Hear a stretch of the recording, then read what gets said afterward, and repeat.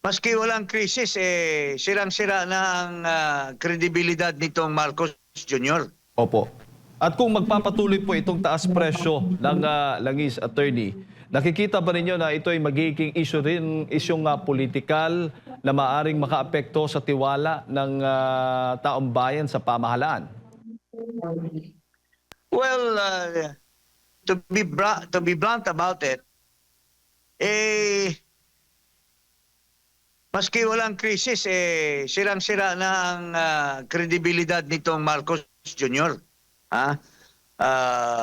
Wala na negative na nga siya, negative 3. I won't be surprised if he will be negative 30 by the end of April.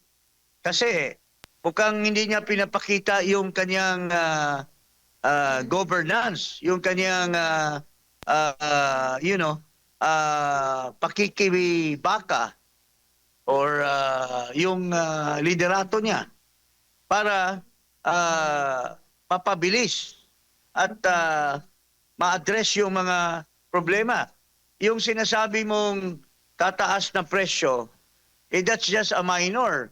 Ang problema natin kung angkat pa tayo ng fuel because all over the world, especially in the Asian countries, tayo ay dependent ng supply ng ating langis ng mga nanggagaling sa Strait of Hormuz, yung mga dating yung mga nagbabiyahe ng mga tanker, nanggagaling po yun doon, at yan ay nagiging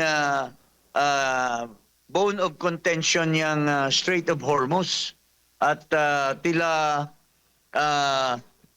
nagiging awayan ngayon yan, no? Kung sinong magpiprevail dyan between Iran and United States and Israel on the one hand. Pero yung pamimigay, inaasahan magsisimula na o sisimula na nga itong pamimigay ng subsidiya doon sa mga apektadong drivers at operators, attorney.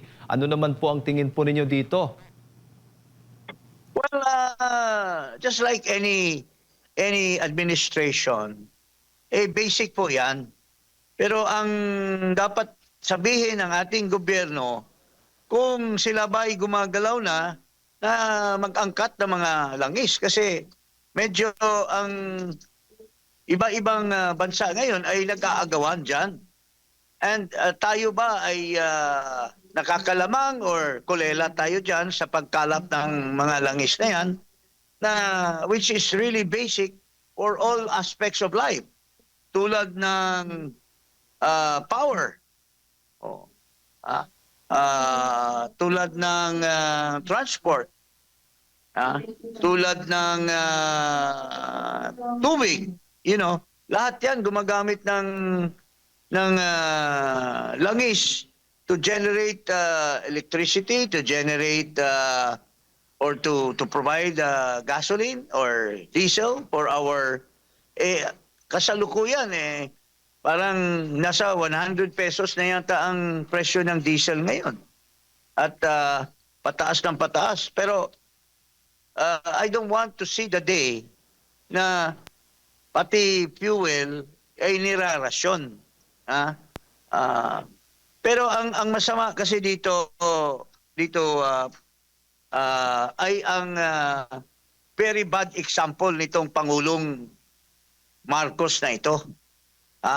Kasi pinakita niya na wala naman siya talagang ikangay pagmamalasakit.